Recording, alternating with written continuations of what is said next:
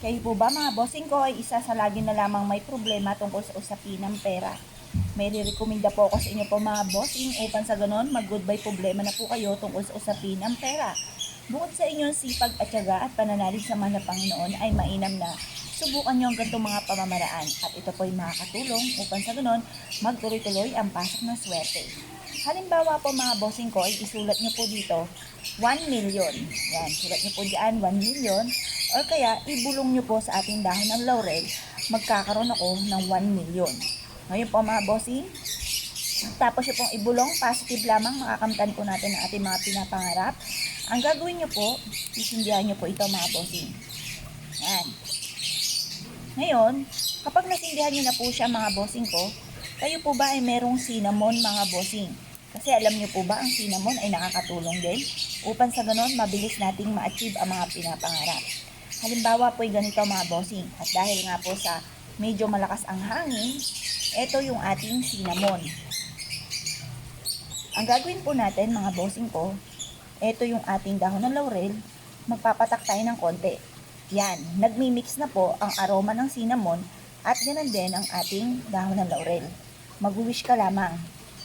Yan po mga bossing, mag-wish ka na sa pamamagitan nito, maraming pera ang darating sa akin. Ganyan ang pag-wish mga bossing. Makakatulong po yan para mabilis nating ma-achieve ang ating mga pinapangarap.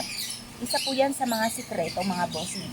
Ngayon po mga bossing, yung pinakapulbos po ng ating cinnamon at dahon ng laurel ay may kakayahan din na maka-attract ng swerte mga bossing. Kaya huwag nyo itatapon ito. Pwede nyo po siyang ihalo sa ating asin at ito po ay magiging black salt po siya mga bossing.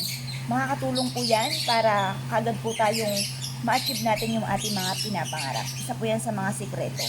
Subukan nyo po yan mga bossing. Kasi minsan napapaisip tayo, anong meron sa atin?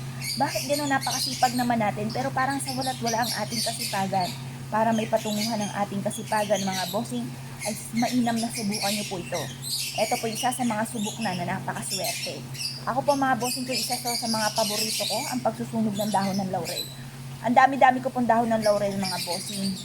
Meron po akong isang sako na dahon ng laurel at ipapakita ko din po ito sa inyo mga bossing. Dahil ito po ang paborito kong pampaswerte mga bossing. At ganoon din mga bossing ko ang bawang, cinnamon, lahat ng mga klase, mga iba't ibang klase ng herbs na makakatulong upang sa ganoon ma-achieve natin ang ating mga pinapangarap. Ngayon po mga bossing, ayan po yan, off na natin to. Nag-off na rin. Yan, nahipan ko tuloy.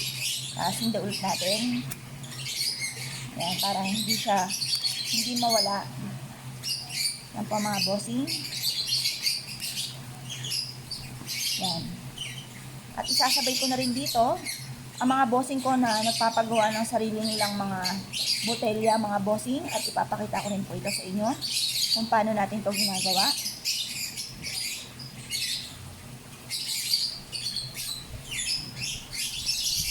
Yan po mga bossing ko yung ating pagpapausok niyan. Ating cinnamon. Magtatawag yan ng swerte, magtataboy ng mga kamalasan. Yan, yung usok niyan mga bossing ko ay magtatawag ng swerte. Subukan nyo po yan. Bukod po sa daw ng laurel, pwede tayong gumamit ng cinnamon. Yan po mga bossing ko, kayo po naniwala at nais nyo po yung gawin. Subukan nyo na po ito at good luck po sa inyo po lahat.